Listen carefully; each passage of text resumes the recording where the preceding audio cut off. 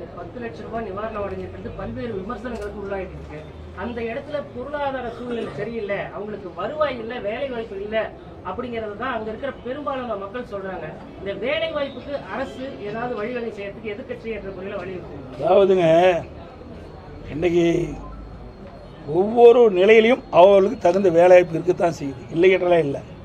கள்ளச்சாராயம் விற்கின்றதுனால குறைந்த விலையில் கிடைக்குதுன்னு சொல்லி தான் கள்ளச்சாராயத்தை போய் நாடுகிறார்கள். ஆகவே கள்ளச்சாராயத்தை அழித்து விட்டால் இந்த மரணம் ஏற்படாது.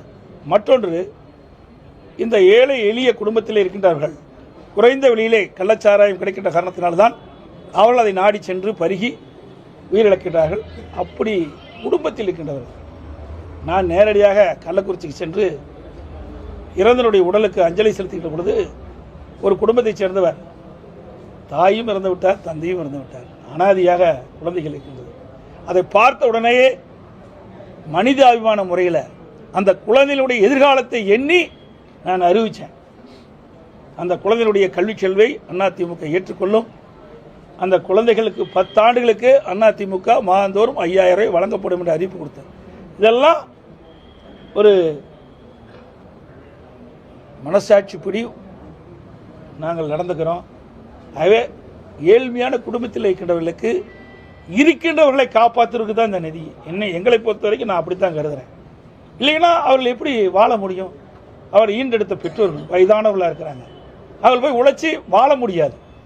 அப்படிப்பட்ட முதியோர்களுக்கு, குடும்பத்தில் இருக்கின்ற ஏழை இருக்கின்றவர்களுக்கு இது பயன்படும் என்று தான் நான் கருதுகிறேன். நேற்று மத்திய அரசு 3 புதிய சட்டங்களை கொண்டு வந்திருக்குங்க. ஜூலை 1 முதல் அமல்படுத்திருக்குது.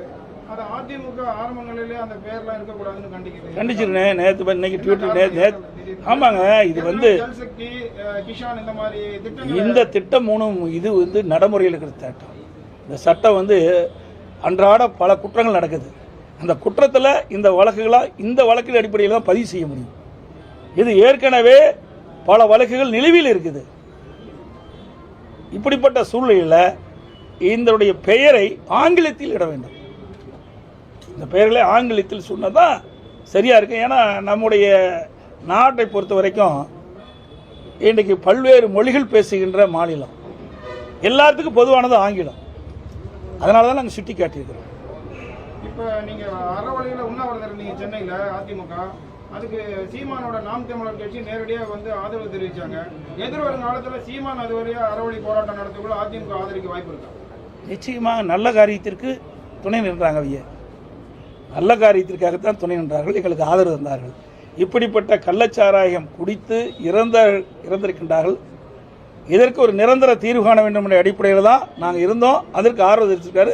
அப்படிப்பட்ட ஒரு நல்ல காரியத்திற்கு அவர்கள் உண்ணாவிரதம் வந்தால் எங்களுடைய அதிமுக அதற்கு ஆதரவு கொடுக்கும்.